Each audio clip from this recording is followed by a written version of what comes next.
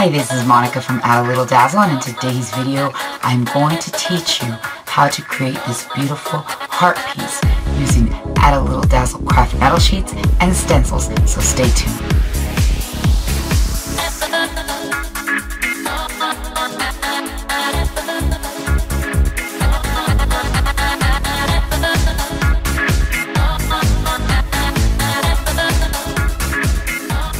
I'm so excited to be here with you today and be able to share with you how to create this beautiful metal emboss piece.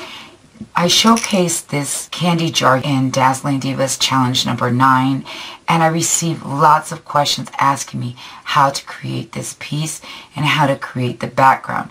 And so in today's video I'm going to teach you how to create this metal emboss heart piece, and then tomorrow I will focus on the background. In addition, today on my blog, I will be teaching you how to make this beautiful candle.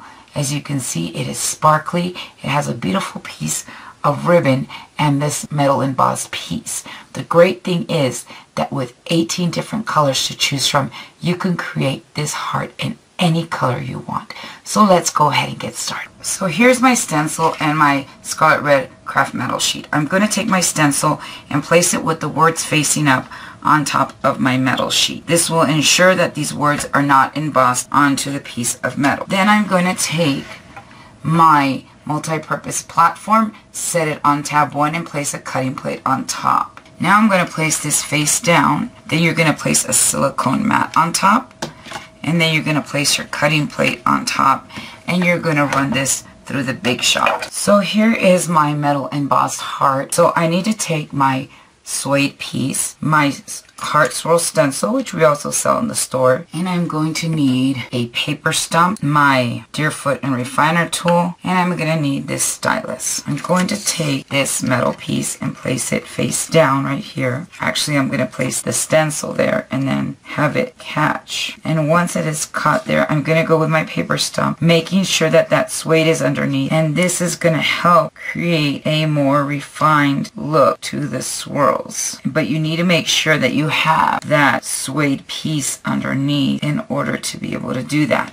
If you need to, you can come back in with your stylus if you want a sharper look. Now you will notice there's these little balls right here. You want to go in with your stylus. Just go around like that, and that'll give them more definition. And you just do that to all of them. Once you have done this, you're going to come back in and turn it around to make sure that everything is the way you want. And it is. As you can see here, it's much more defined. Now I can remove this and then go in with my paper stump and flatten the areas that got raised a little bit on the sides. If you see that an area didn't get as defined as you wanted, like right here, then just flip it over again. Make sure that it catches there where it's supposed to be. And you can even go in with your stylus to help you get into those little edges right there. Now, the stylus is good to get into those edges, but you also want a smooth look. And so then you're going to go back with your paper stump and create that smooth look. Now you see I went over a little bit there, not a problem, just remove that. Go in with your paper stump, and I've erased it. Now I want to sand the top layer. The problem is if I just go over it with a sanding block, it's going to look like this. And I don't know if you can tell here, but it looks all scratchy and just doesn't look clean, and I don't like that.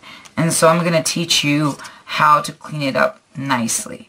So you're going to take your stencil and put it back over your image. Now I just noticed here that it was a little bit lifted. So I'm going to go in again with my paper stump and define it. I can also go in with my Deerfoot, and I just crushed a little bit there, so not a problem. Making all these mistakes, not purposely, but it's showing you how to fix this. So then go back in again with that paper stump. There you go. I just fixed my oops. So now I'm going to place this on top, making sure that it catches so that none of that outside metal is showing. In order to sand this and have a nice polished look, you're going to need some Q-tips, the precision tips, and you're also going to need some nail polish remover.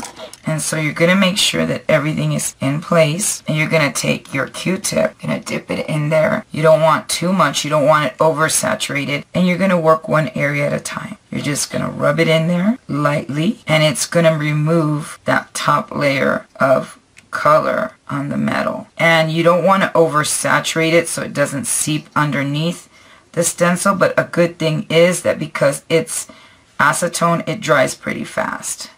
And then you're going to go back and do the next one. Make sure you hold that stencil in place so it doesn't wobble. When you see that the tips are red, and just put that one to the side, grab another one, and continue the process. Again, I'm holding the stencil here in place because it does tend to lift. And actually, I'm wondering if part of that is because I do have this suede piece underneath, and you actually need to have this on a flat surface.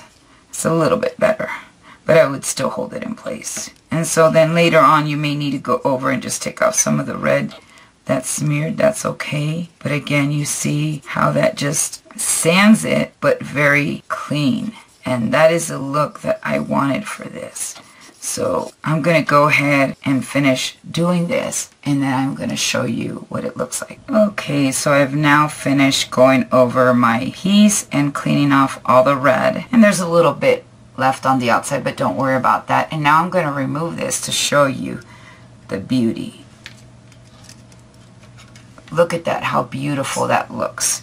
Just a very clean, crisp look without having all the markings on the inside that you sanded it. Now if you need to clean it up a little bit, very lightly, just go over it if you missed a spot. And there I just cleaned it up.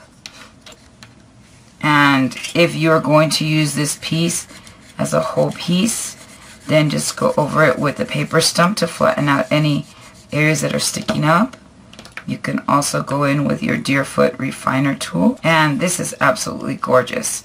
And the great thing is that you can make this in any of our 18 colors that we carry in our store.